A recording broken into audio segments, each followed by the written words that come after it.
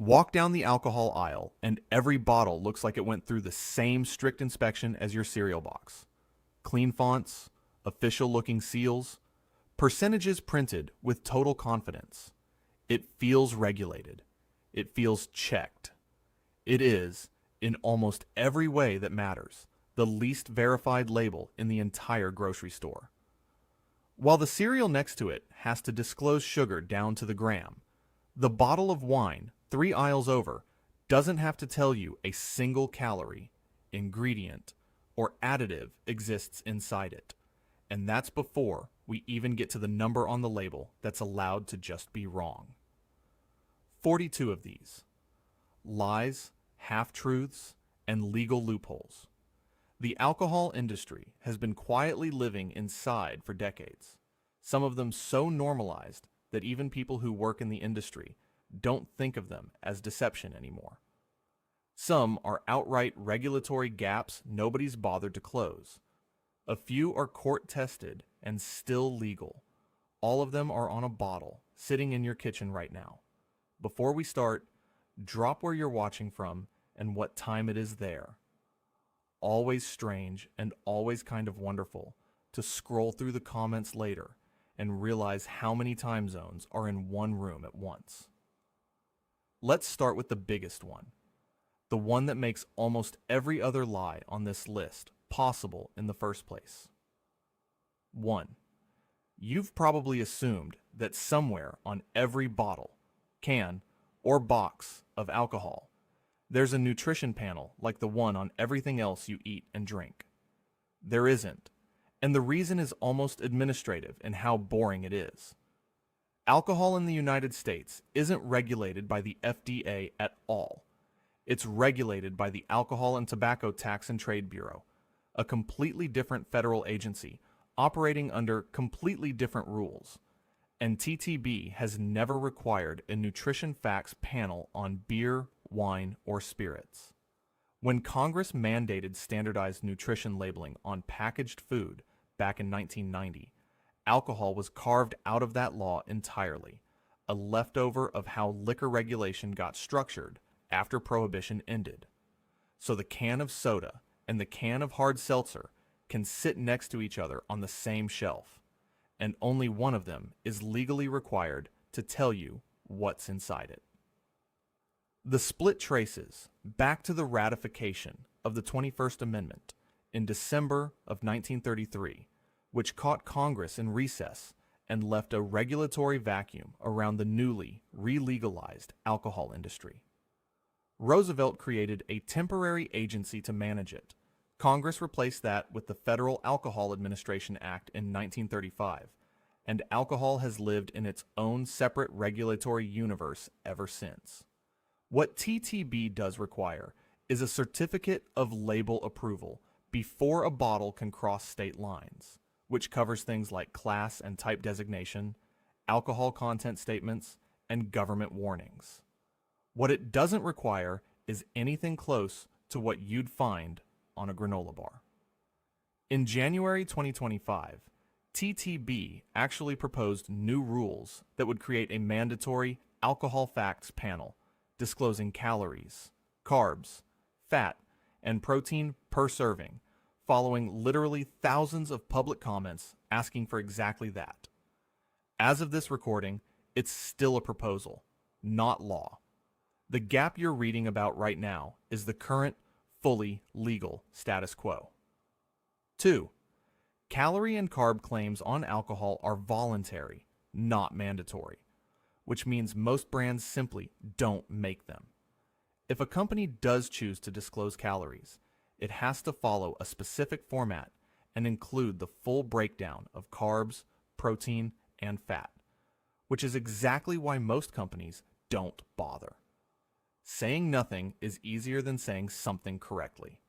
There's a newer optional format, sometimes called a serving facts statement, that some producers have started using because it resembles a real nutrition label closely enough to reassure health-conscious shoppers, but it's still entirely opt-in. A handful of the largest brewers now use it voluntarily, in part because industry surveys show it plays well with consumers who've come to expect it from every other product they buy. Everyone else is under no obligation whatsoever. You are trusting a bottle to volunteer information it has zero legal duty to give you, and most of them, understandably, from a marketing standpoint, politely decline. The interesting part is that when a brand does disclose, TTB actually allows a built-in tolerance for how wrong that disclosure is permitted to be. Roughly 20% leeway on understating carbs and fat before it counts as a violation. So even the voluntary numbers you do get to see come with a legal cushion for inaccuracy baked in. 3. Even when serving size does show up, it's not always what you'd assume. A tall can of beer at 6%, ABV can legally be labeled as containing more than a single serving, which lets the per serving calorie and carb numbers printed on the can look smaller than what you're actually about to drink in one sitting. It's the same trick a bag of chips plays when it insists there are 4 servings inside a bag one person eats in a car ride. Except here, there's no regulator forcing a standard serving size the way the FDA forces one for food. So the definition of one drink on the label is largely whatever the company decides is convenient to print, within loose guidance rather than a hard mandate. TTB's own recent proposal would set a standard 12-ounce serving for malt beverages under 7%, ABV specifically because the current system lets this kind of stretching happen, and would require any can holding between 1 and 2 servings worth of liquid to disclose its numbers on a per container basis, instead of letting the math get fuzzy. Until that becomes final, the tall boy in your fridge gets to decide its own math, and it has every incentive to decide generously. 4. The percentage on a bottle of liquor feels like the one number you can trust completely. It's not decoration. It's not marketing. It's chemistry, printed to the 10th of a decimal. Except distilled spirits are legally allowed a tolerance of plus or minus 0.3 percentage points on whatever ABV is printed. A bottle labeled 36% is fully compliant if it's anywhere between 35.7% and 36.3%. That's not a manufacturing accident. TTB is quietly tolerating. It's the actual written rule, 27 CFR 5.65, built into the regulation on purpose. The number on your bottle isn't a lab-verified fact, so much as a legally acceptable range with a single value printed in the middle of it. TTB does run its own sampling program, pulling bottles off shelves and testing them against what's printed, and its own published results have shown distilled spirits regularly landing under the labeled proof rather than over it, since a tolerance for going under is built in, while going over is not permitted at all. In other words, the built-in wiggle room mostly protects producers when a batch comes in a little weaker than advertised, not when it comes in stronger. You're statistically more likely to be slightly shorted than slightly overserved, which is almost funny given how much emphasis gets put on that one printed number when you're deciding what to buy. 5. Wine gets an even bigger cushion, and it's the kind of detail that makes you wonder who was in the room when it got decided. Wines over 14% ABV get a full percentage point of tolerance either direction. Wines at or under 14% get a point and a half. A bottle labeled 13% could legitimately contain anywhere from 11.5% to 14.5% alcohol and still be sitting on the shelf completely within the law. Compare that to the European Union, where most wine gets a tolerance closer to half a percentage point, and the American allowance starts looking less like reasonable manufacturing variance and more like a number nobody fought hard enough to tighten. One wine industry blog put it about as bluntly as you can. Wine has the largest ABV tolerance of any alcohol category. Way to go, wine lobby. Part of the reason the tolerance exists at all traces back to how wine used to get taxed. For years, federal excise tax jumped once a wine crossed the 14% ABV line, which meant winemakers had a direct financial incentive to label a wine just under that threshold, even if fermentation pushed the actual content slightly over. Tax law has shifted the exact cutoff since then, but the labeling tolerance that grew up around it never got tightened to match. So the number on a wine label is doing double duty, part chemistry, part decades-old tax planning, and the two aren't always pointing at the same figure. 6. Beer isn't exempt from this either. Producers are expected to keep their ABV within a tight window, generally around plus or minus 0.3%, for consistency and compliance reasons. But the number on the can is still, structurally, an approximation with legal wiggle room rather than a guarantee. None of this means anyone's being wildly deceptive on purpose. Fermentation is a biological process. Batches vary, and some tolerance is genuinely reasonable. But reasonable tolerance and exact fact printed on a label are two different claims, and the label only ever presents you with the second one. Think of it like a speed limit sign that says 55, except the actual enforceable rule is anywhere from 52 to 58, and nobody ever paints the real range on the sign. Drivers behave as if 55 is the exact number because that's the only number they're shown. You behave as if 13% is the exact strength of your wine for the same reason.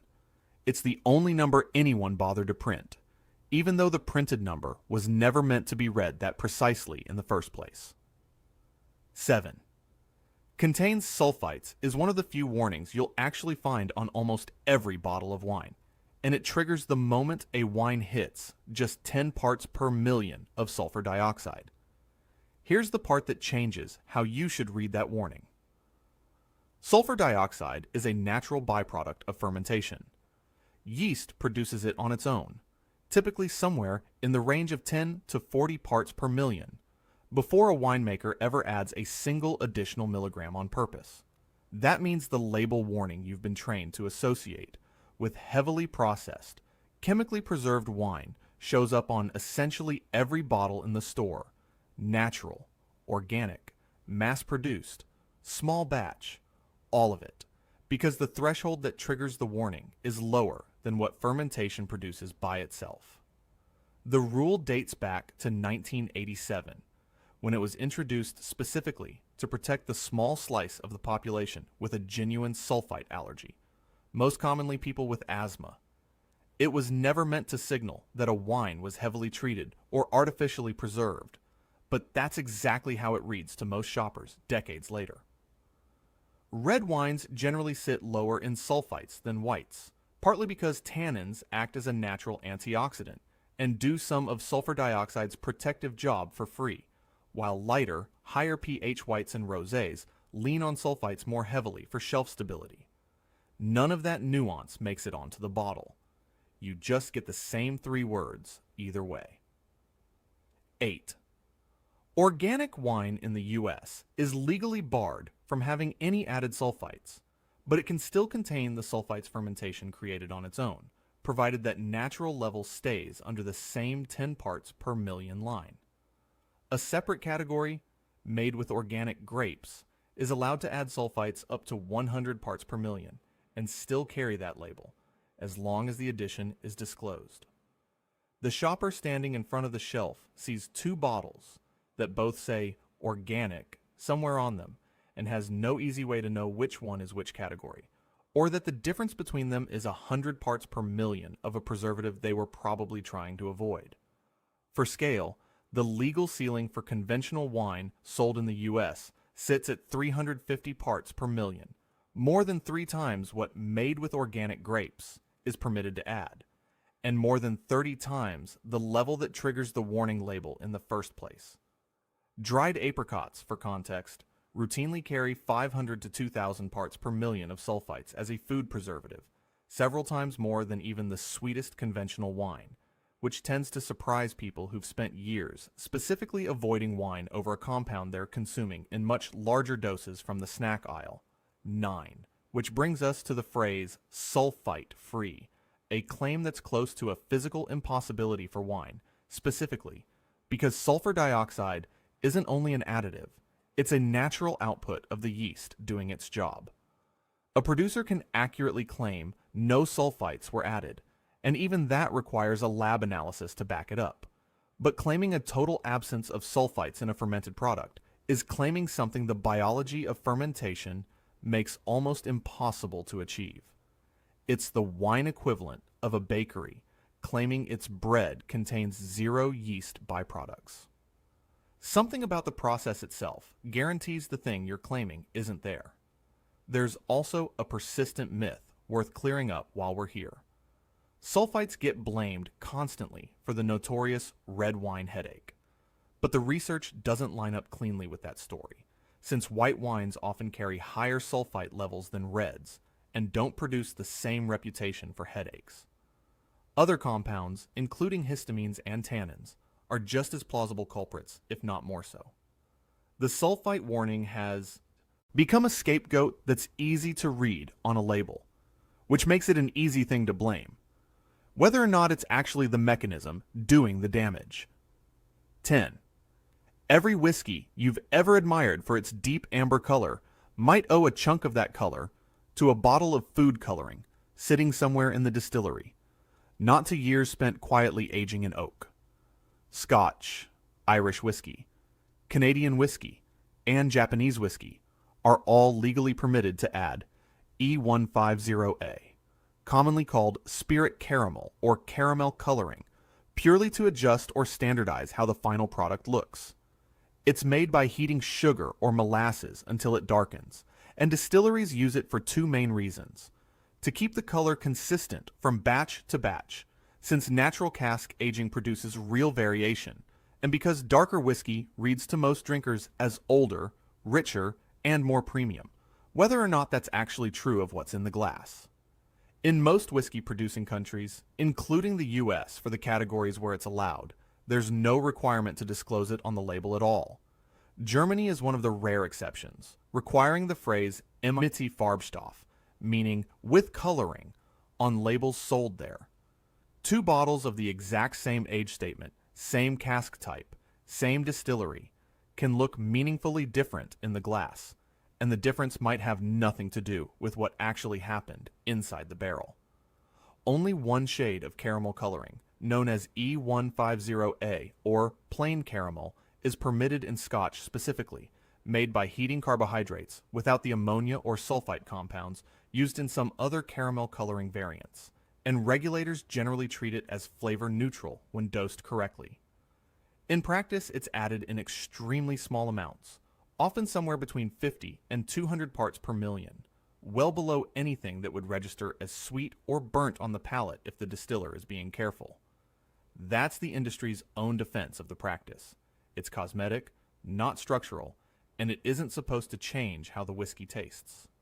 Plenty of drinkers who've done side-by-side blind tastings disagree, insisting they can pick out the caramel-colored pour even when they can't say exactly what gives it away, which keeps this particular debate alive in whiskey forums decades after the rule was written.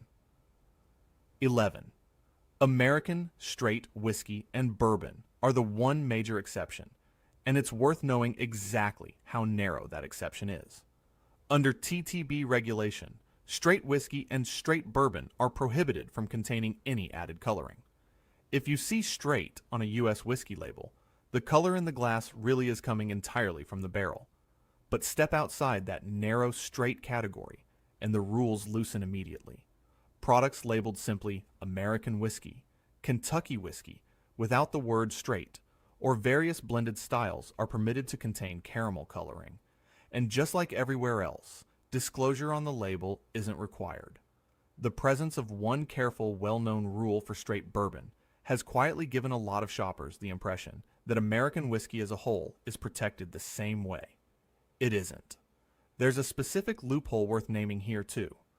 Non-straight American whiskey styles, things like blended whiskey, light whiskey, and various flavored or spiced whiskeys, are allowed to contain a wider range of additives than most drinkers assume, capped at roughly 2.5% of the finished product's total volume, covering coloring agents, flavoring, and even other spirits blended in to bulk out the batch. None of that has to be spelled out on the front label. So the same shelf, sometimes the same brand family, can be selling one bottle that's legally bound to contain nothing but water, grain, and time, right next to another bottle from a near identical bottle shape and label design that's allowed to contain a meaningfully engineered final product. 12, which is exactly why phrases like natural color carry more weight than they should get credit for. When a distillery bothers to print no coloring added or natural color on a bottle, it's making a claim that only means something, because the default, silent option is that color may have been adjusted. If every bottle were naturally colored, nobody would need to advertise it. The fact that it's treated as a selling point tells you plainly that plenty of the bottles around it aren't making the same claim and are staying quiet about why. 13. Chill filtration is the other cosmetic step almost nobody talks about at the register. When whiskey is chilled and then run through a fine filter before bottling, it strips out fatty acids and other compounds that would otherwise cause a slight cloudiness when the spirit is chilled, or has water or ice added to it. It makes the whiskey look crystal clear under any condition, which is what most consumers expect from a premium spirit. The trade-off is that some of what gets filtered out also carries flavor and texture. And whiskey enthusiasts have argued for years that chill-filtered whiskey loses a noticeable amount of body in the process.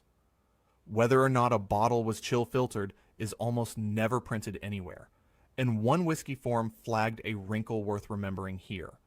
A label that proudly says non-chill filtered is not the same claim as no added color, and plenty of drinkers assume the two go together when they don't. 14. That local craft brewery with the hand-drawn label and the story about two friends in a garage might be entirely owned by one of the 3 or 4 largest beverage corporations on the planet. Blue Moon, the wheat beer with the orange slice, is a Miller Coors brand. Vesa Sur, marketed hard around its Miami and Latin American roots, is owned by Anheuser-Busch. Beavertown and Camden in the UK belong to Heineken and AB InBev, respectively. None of this is hidden exactly, in the sense that ownership records are public, but it's not exactly advertised on the can either, and the branding is built specifically to evoke the opposite impression: small, independent, local, personal. A recent public survey on the subject found something striking.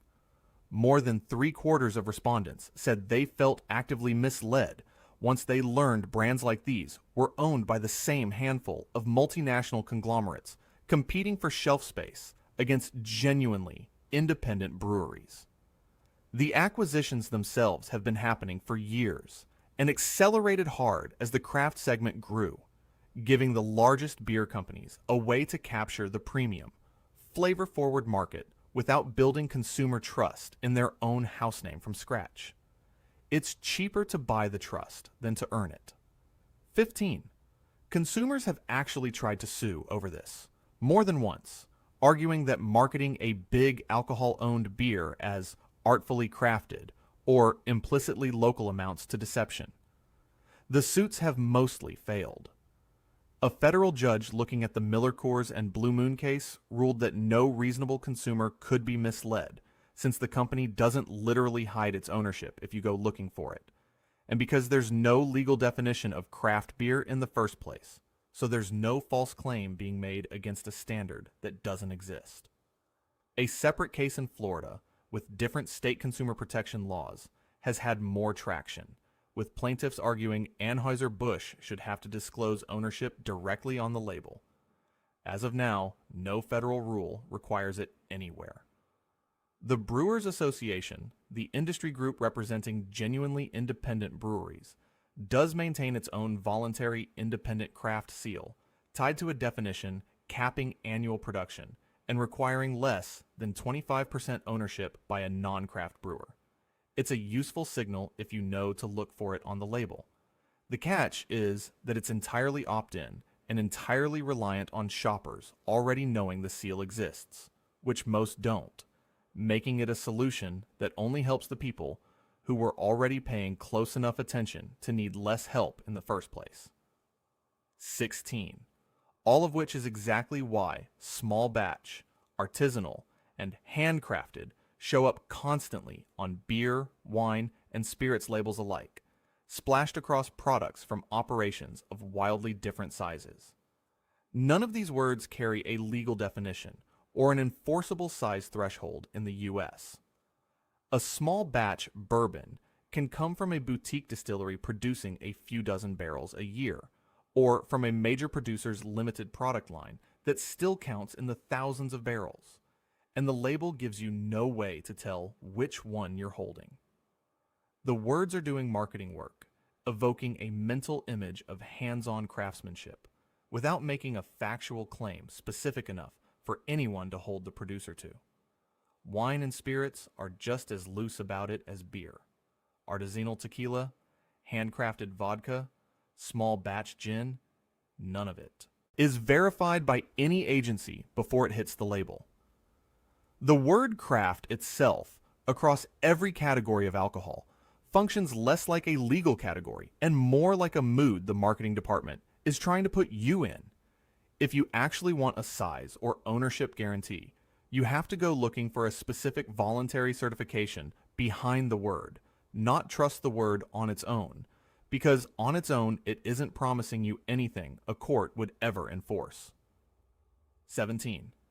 Gluten-free printed across a bottle of whiskey or gin sounds like a straightforward verified safety claim, and for the base spirit itself, the underlying science genuinely holds up.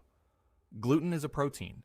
Proteins don't survive distillation, and even whiskey made from wheat, barley, or rye comes out the other end of the still without detectable gluten.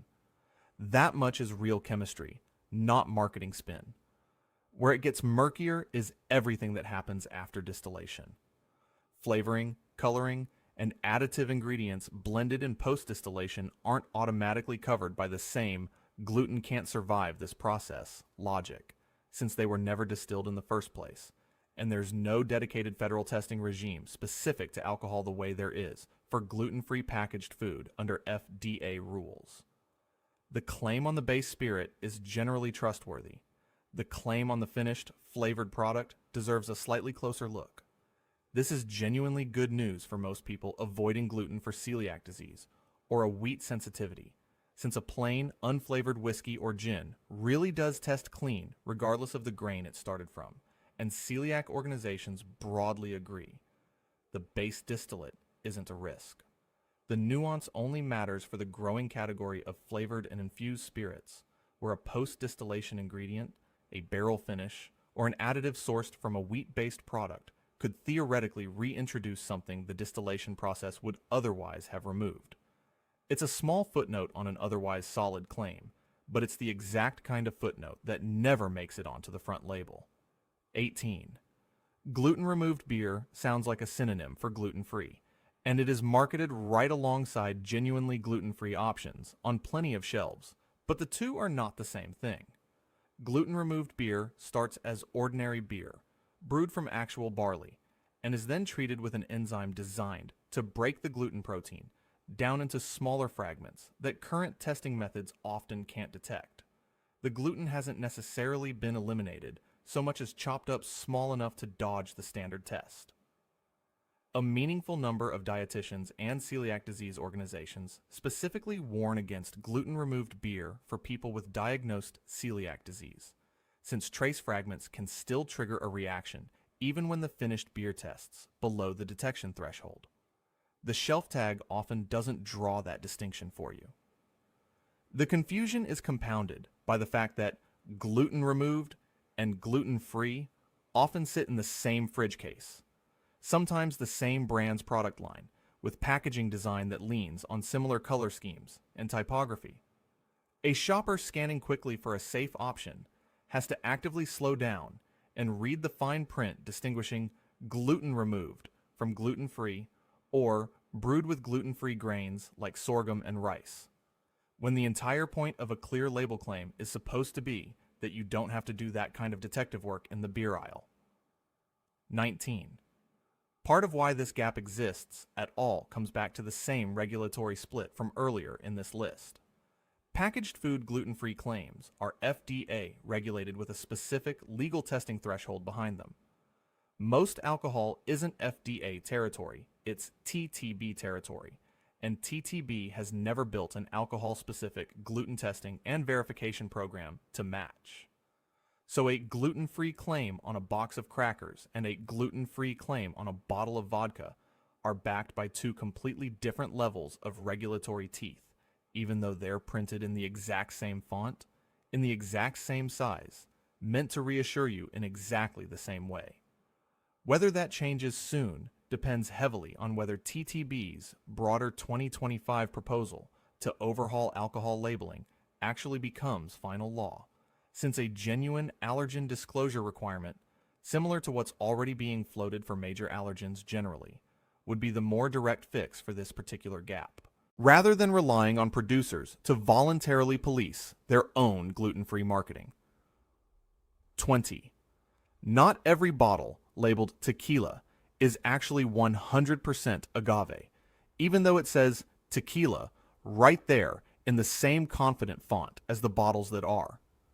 Mexican law and TTB both allow something called mixto tequila, which only has to be 51% derived from blue agave sugar, with the remaining 49% legally permitted to come from cheaper sugar sources, like cane sugar.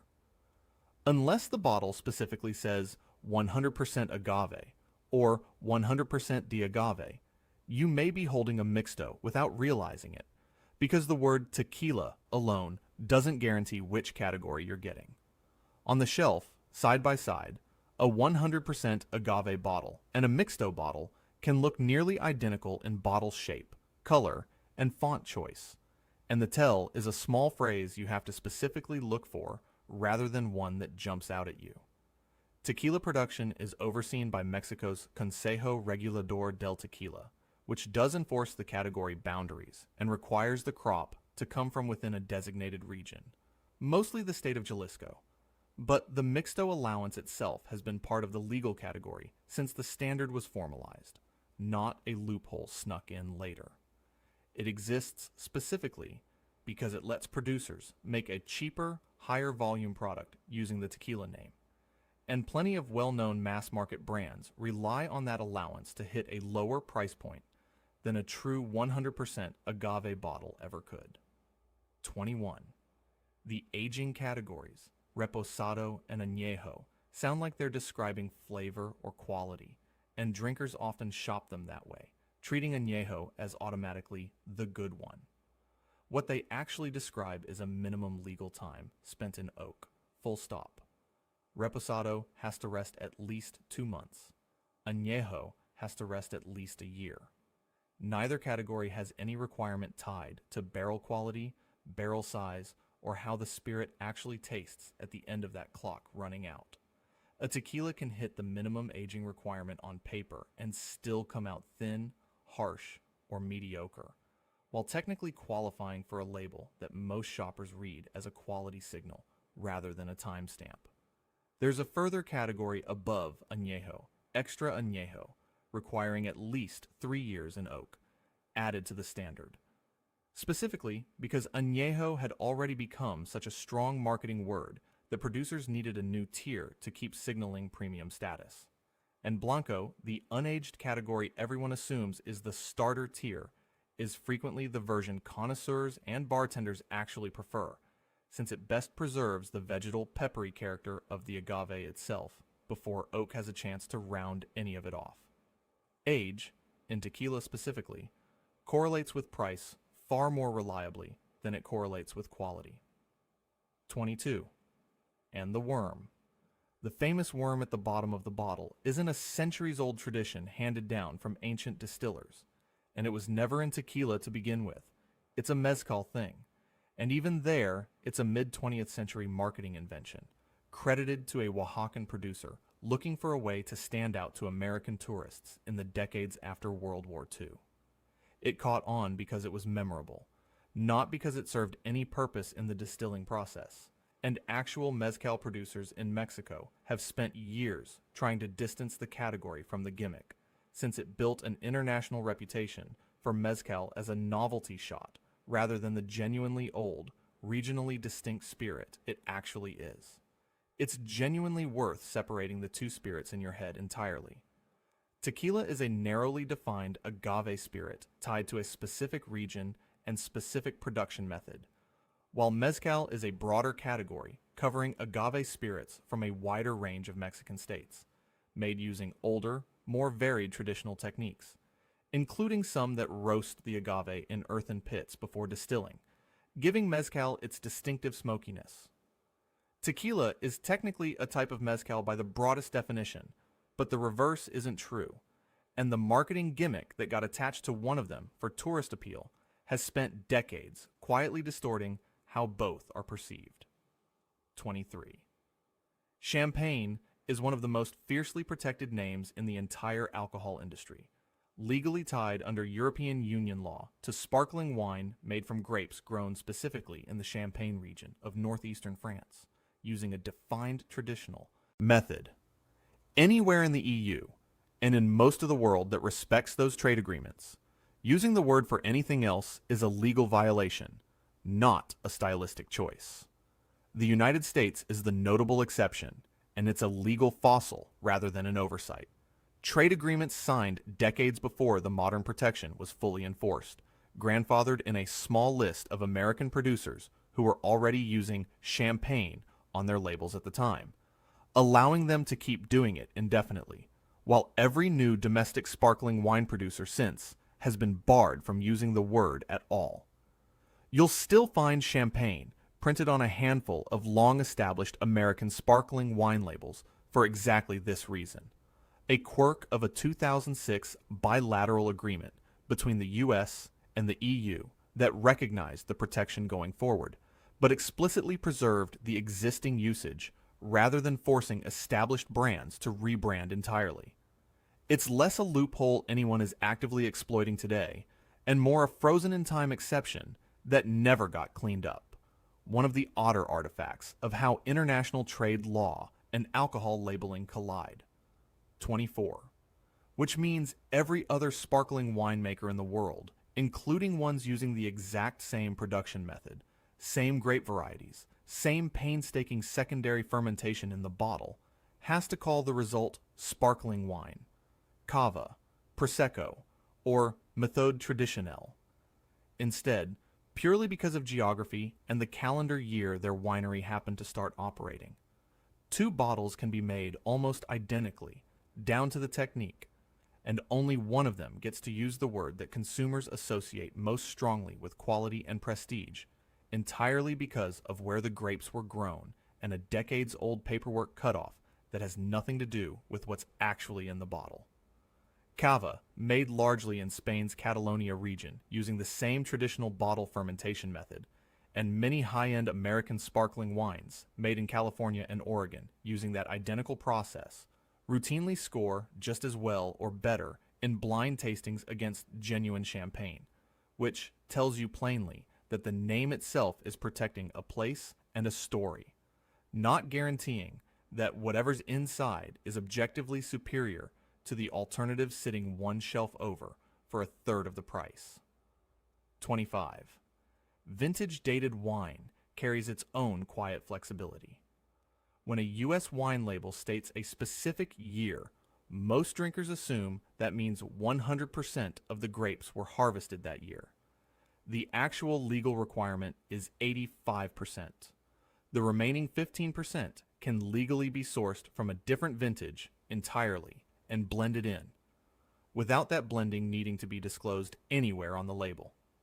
It's a reasonable allowance from a winemaking standpoint, giving producers flexibility to smooth out an unusually difficult harvest year. But it does mean the confident, specific year printed on the label is describing the majority of the wine, not necessarily the entirety of it. Some other wine-producing countries set the bar even higher, requiring closer to 95 or 100% of a single vintage to use the year on the label, which means the exact same wine could face different disclosure standards depending purely on which country it's bottled and sold in, even if the grapes themselves came from the same harvest. 26. And then there's reserve, a word that shows up constantly on wine labels specifically because it sounds like a formal quality tier, the way it functions in parts of Europe under stricter appellation systems. In the United States, reserve has no legal definition whatsoever. Any producer can put it on any bottle, regardless of how the wine was actually made, aged, or selected. Estate bottled does carry a real, enforceable meaning, requiring the winery to grow, produce, and bottle the wine entirely on land it controls, which makes it one of the few genuinely trustworthy phrases in this entire list. Reserve, sitting right next to it on the same label, is doing none of that work. It's borrowing credibility from a word that means something in one context and applying it in a context where it legally means nothing at all. Old Vine carries the same problem, which we'll come back to later in this list. And so does Old World Style, a phrase with zero geographic or production requirement attached to it whatsoever. Words like these cost a winery nothing to print, and, unlike estate bottled, ask nothing of the producer in return, which is precisely why they show up so much more often on the shelf than the phrases that actually have to be earned. 27. Triple distilled and quadruple distilled show up on bottle after bottle of vodka and gin, presented like a hard-earned badge of purity. More passes through the still supposedly meaning a cleaner, smoother, more premium spirit. The number itself doesn't actually tell you much. Most neutral spirits go through multiple distillations as a routine, unremarkable part of how they're made in the first place, regardless of whether the bottle brags about it. There's no independent standard defining what counts as one distillation for labeling purposes. No verification process behind the number. And plenty of genuinely excellent spirits use different, non-numerical methods, like column stills that achieve extremely high purity in what's technically counted as a single continuous pass.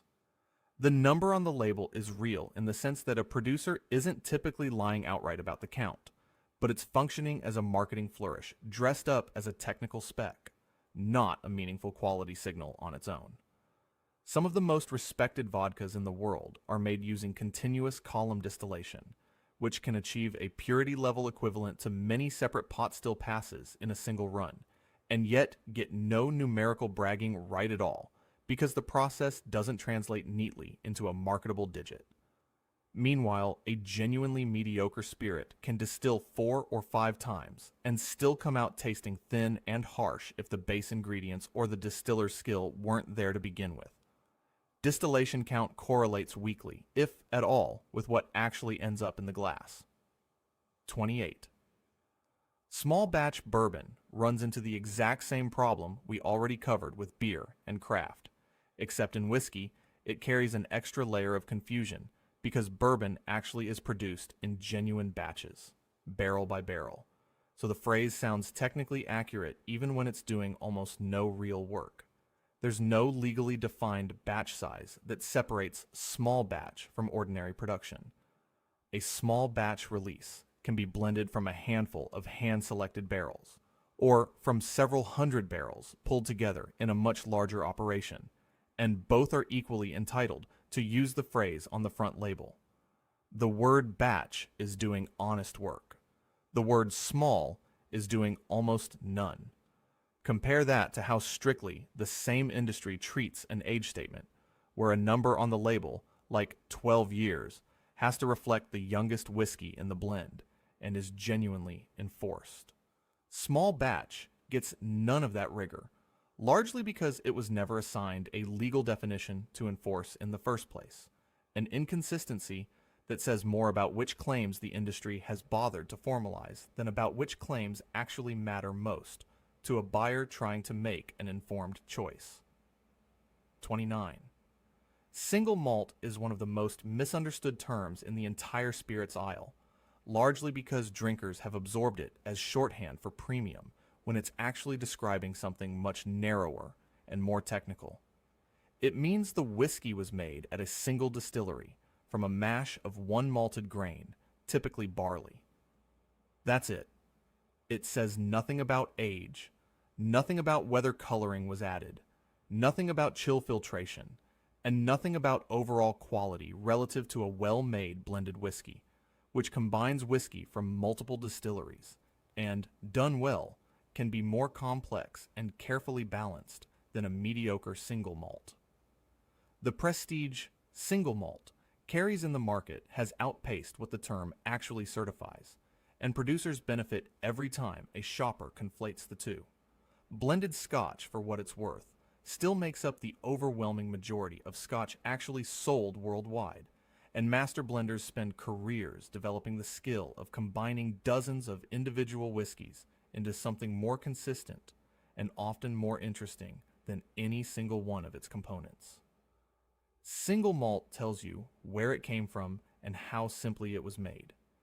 It was never designed to tell you whether it was made well, and the market has spent decades letting the two get quietly conflated in the shopper's mind. 30.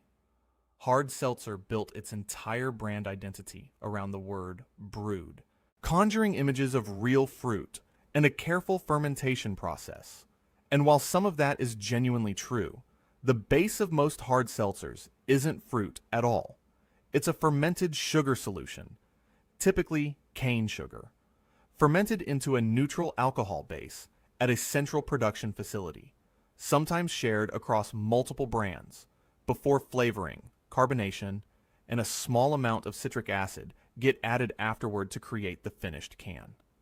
The fruit flavor is layered on at the end of the process, rather than fermented from the start of it.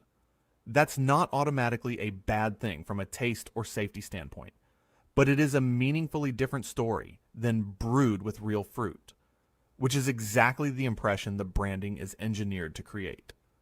Several major hard seltzer brands, in fact, are made by the exact same handful of large beverage manufacturers behind the flagship mass market beer brands, using shared production infrastructure to keep costs down across an entire portfolio of drinks that look, on shelf, like they came from completely unrelated companies with completely unrelated processes. The word brewed survives on the can mostly because there's no rule stopping a fermented sugar product from using it, even when the process bears very little resemblance to what most people picture when they hear the word. 31. Flavored malt beverages take a similar shortcut and lean on it even harder. A canned drink dressed up as a margarita, a mojito, or a specific fruit cocktail can legally be built from a neutral, flavorless malt or grain base with artificial or natural flavoring added to imitate the taste of a fruit or cocktail that was never actually part of the fermentation or distillation process. The can carry photorealistic fruit artwork, cocktail garnish imagery, and a name that directly references the real drink, while the actual production process has almost nothing in common with how that real drink or fruit gets made. It's less an act of outright lying, and more a category built entirely around suggestion, letting the imagery do work the ingredient list quietly can't back up. This is also where the alcohol source itself can get slippery. Some flavored malt beverages are technically classified as beer under federal rules because they start from a malt base, even when the finished drink is styled and marketed to taste and look nothing like beer, purely because that classification comes with a different, sometimes more favorable, tax and regulatory treatment than starting from distilled spirits would. 32. And because none of this falls under FDA's mandatory ingredient and nutrition labeling regime, the added sugar hiding inside flavored spirits and ready-to-drink cocktails doesn't have to appear on the label the way it legally must on a soda, a juice box, or virtually anything else in the beverage aisle. A canned cocktail can carry a meaningful amount of added sugar purely for flavor and mouthfeel, and unless the producer voluntarily discloses it, which most don't, that number simply doesn't exist anywhere a shopper can find it. You'll spend more time reading the label on a bag of frozen peas than you're able to spend reading the sugar content of the drink sitting right next to it in your cart. It's worth remembering that this entire gap only exists because of the same jurisdictional split from the very start of this list. Alcohol lives under TTB, added sugar disclosure rules live under FDA, and a flavored malt beverage or a canned cocktail slides straight through the seam between the two agencies without either one fully claiming it. 33. You've almost certainly heard some version of the French paradox, the idea that red wine explains why the French can eat rich, fatty food and still have comparatively low rates of heart disease, thanks to resveratrol, a compound found in grape skins. Wine marketing has leaned on this story for decades, and it's a genuinely catchy piece of science communication. The problem is, the actual research doesn't support the size of the effect the popular version implies. The resveratrol dose in a typical glass of wine is a tiny fraction of what was used in the animal studies that produced the most dramatic headlines. And later, more rigorous human research has largely failed to replicate meaningful cardiovascular benefit at real-world drinking levels. The original French paradox observation itself likely had more to do with broader lifestyle and dietary differences than with wine specifically. But drink wine, live longer survived as a marketing shorthand long after the science underneath it got a lot shakier.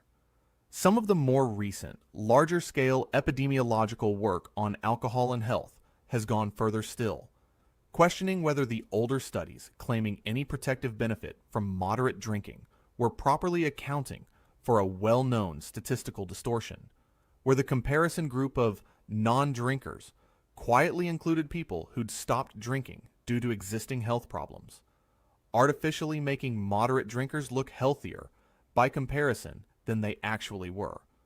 None of that nuance survives the trip from a research journal to a wine bottle's back label, which is exactly why the simplified, flattering version is the one that stuck. 34.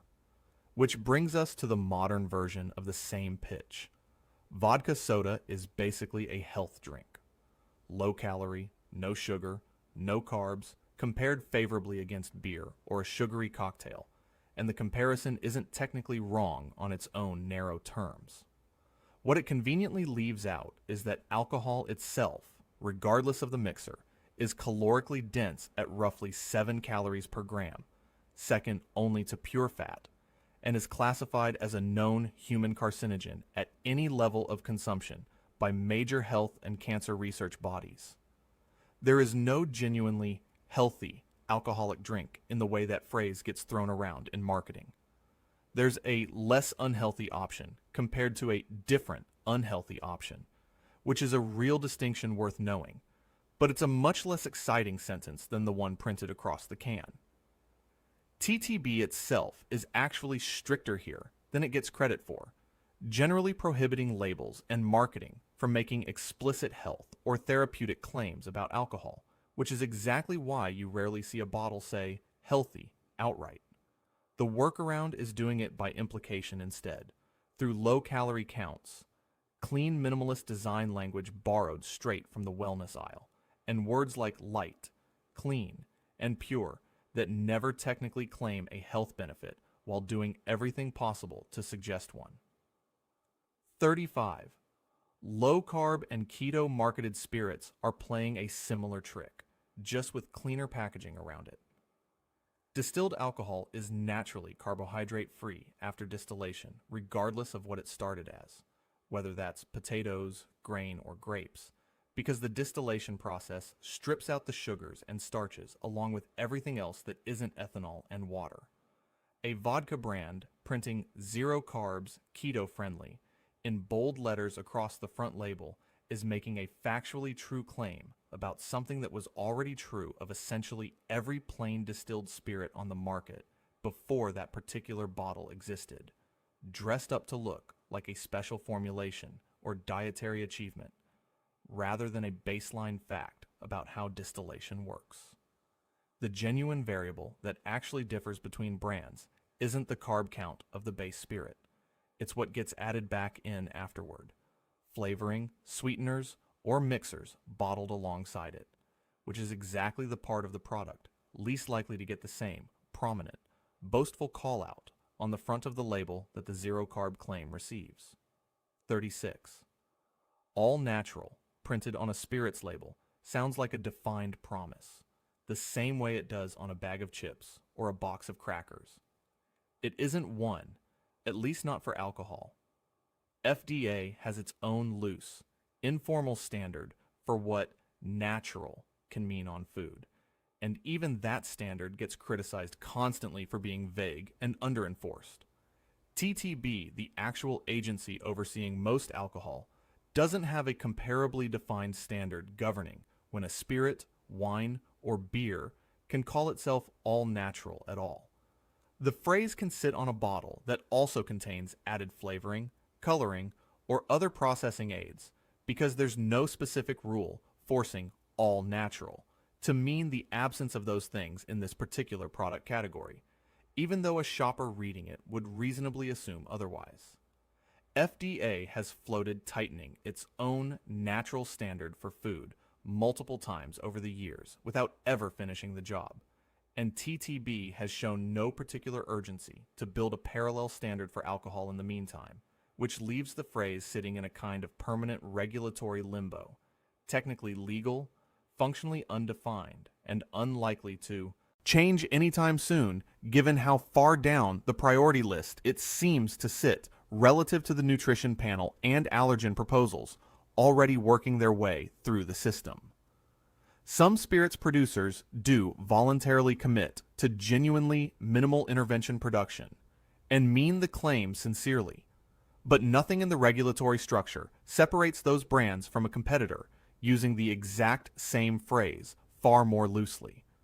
Since neither one is required to define, document, or defend what natural specifically excluded when the label was printed. 37. Non-GMO claims on spirits run into a related, slightly stranger problem.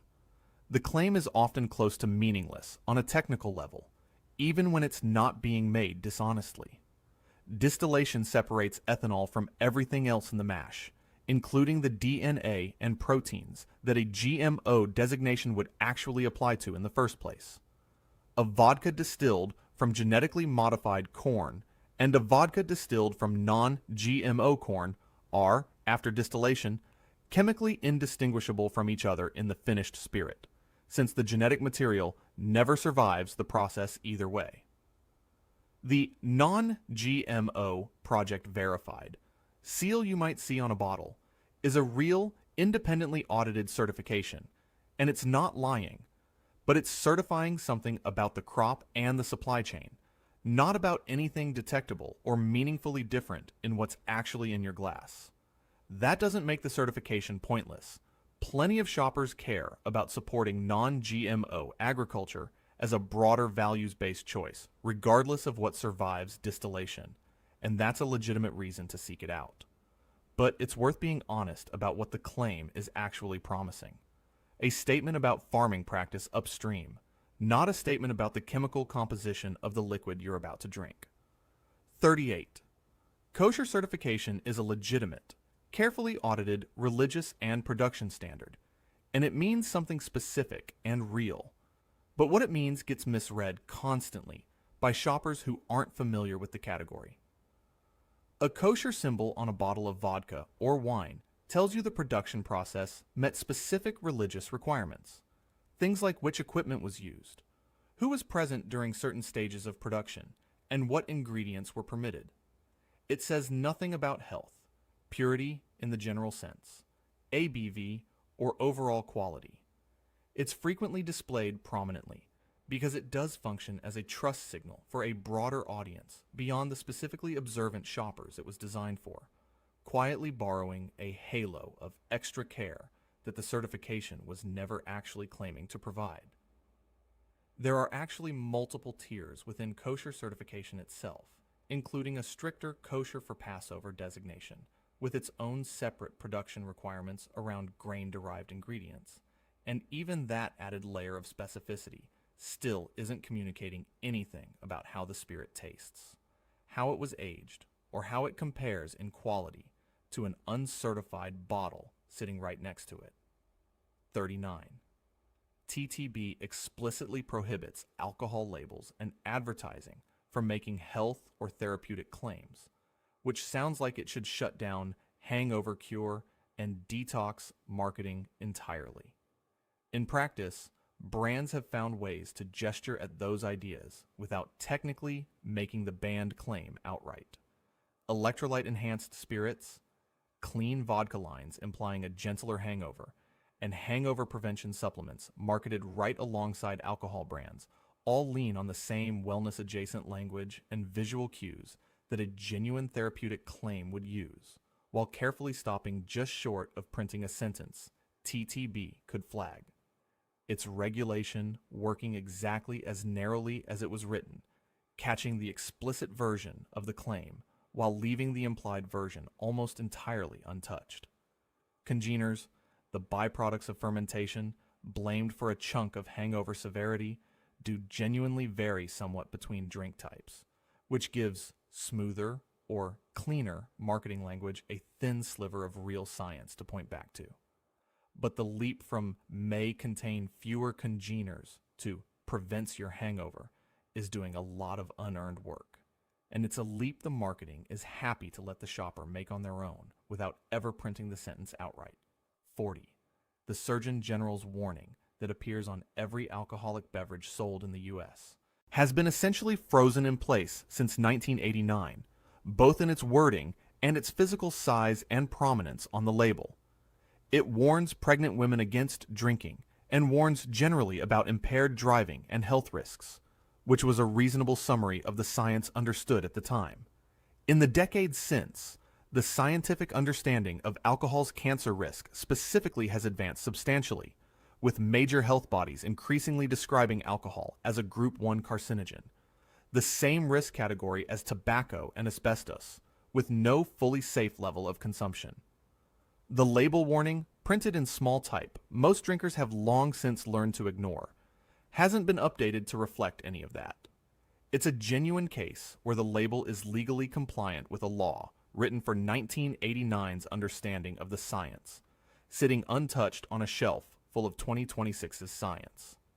Several other countries have moved further and faster on this than the US has, with places like Ireland passing legislation requiring explicit cancer risk warnings directly on alcohol labels, a step the US hasn't taken despite public health bodies here reaching largely the same conclusions about the underlying risk.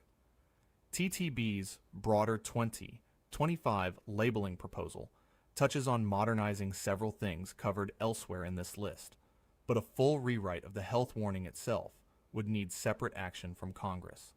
Since the current warning's exact wording is written directly into federal statute rather than left to TTB's own regulatory discretion. 41. Old vine, a phrase that shows up constantly on wine labels evoking images of gnarled ancient vines and deep, concentrated character, has no legal minimum age requirement in the United States at all. Some countries and specific regions have tried to informally set a bar, often somewhere around 35 years, but there's no enforced U.S. standard behind the phrase whatsoever. A vine that's a fraction of the age the phrase implies can carry the same words on the label as one that's genuinely ancient, and the shopper has no reliable way to tell which vineyard they're actually buying from. Older vines genuinely do tend to produce lower yields with more concentrated flavor, so the phrase isn't pure fiction as a general winemaking principle, but with no verification step attached to it, old vine ends up functioning more as a promise the winery is making about itself than a fact anyone outside the winery has actually confirmed. 42. Stack every one of these together, and a pattern comes into focus that's bigger than any single item on this list. No mandatory nutrition panel.